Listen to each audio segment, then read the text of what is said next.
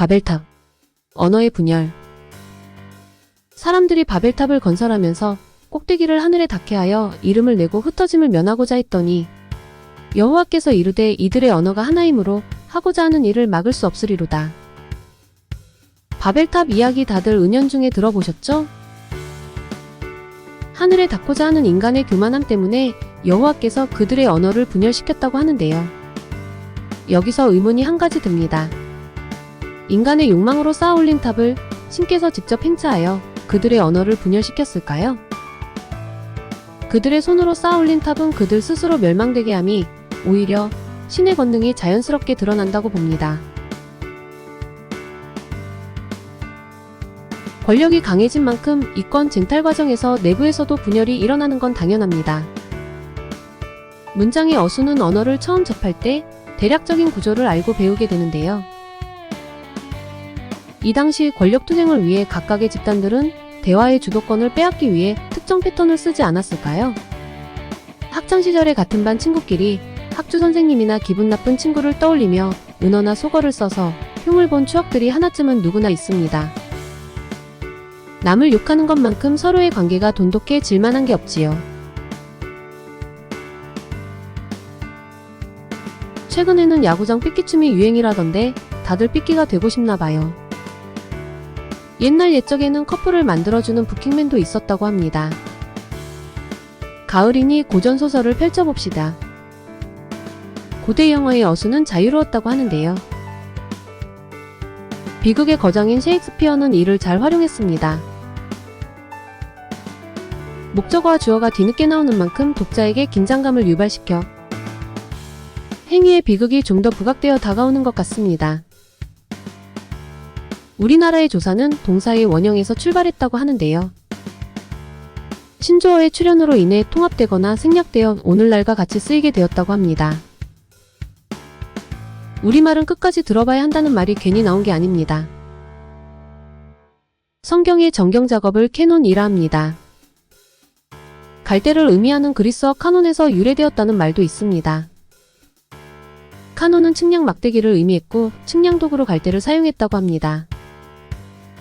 325년 니케아 공의회에서 아타나시우스에 의해 하나님의 말씀을 정리해 신앙의 척도로 삼았습니다. 그리스도라는 메시아가 인류의 죄를 대속하여 다시 부활한다는 이야기는 인류에게 오늘날까지 깊은 인상을 남깁니다. 하지만 때로는 무종교인의 눈에 종교의 무모한 맹신주의가 사디즘이나 마조이즘이 타당해 보이도록 그런 순간을 주기도 합니다.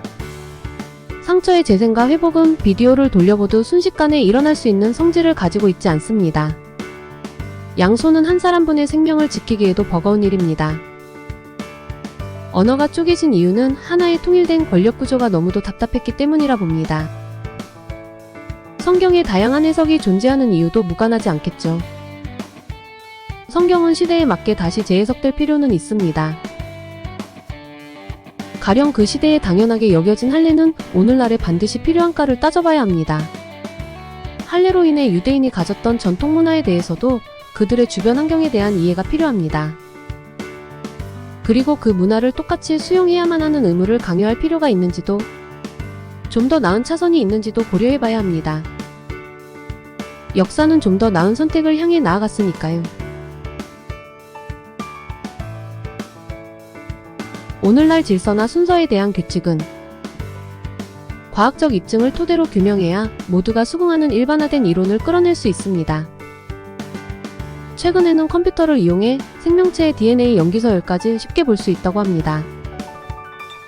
먼 미래에는 무중력 공간인 우주에 인간이 좀 더 적응할 수 있는 히스테인을 찾아서 이식할지도 모릅니다. 온전한 하나의 세계가 무질서의 세계로 흩어지는 건 당연한 이치일 겁니다. 요즘에는 선의를 찾아볼 수가 없습니다. 알아보기도 어렵고요. 가끔 시대정신을 이끌어가는 극소수에게 의지한 채 암울한 현대를 살아간다고 느낍니다. 그들이 그렇게 나서는 이유는 자의반 타의반이겠지만요. 한 사람에게 의지하지 않고 개인이 홀로 설 수 있어도 되는 세상은 어떻게 시작될까요? 각자 스스로 희생이라 여겨지는 일부분이 적어도 스스로에게 무가치한 일이 아닐 수 있게 서로에게 충분한 설득이 될 수 있도록 대화의 창은 열어둡시다. 악인의 서사를 이해하려 들지 말자는 말이 있습니다. 희생을 강요하고 희극과 비극의 양극단을 치장하는 사람들도 꽤 있죠. 때로는 근본주의에 빠져서 썩은 뿌리라 호도하며 생사를 도려내기도 합니다.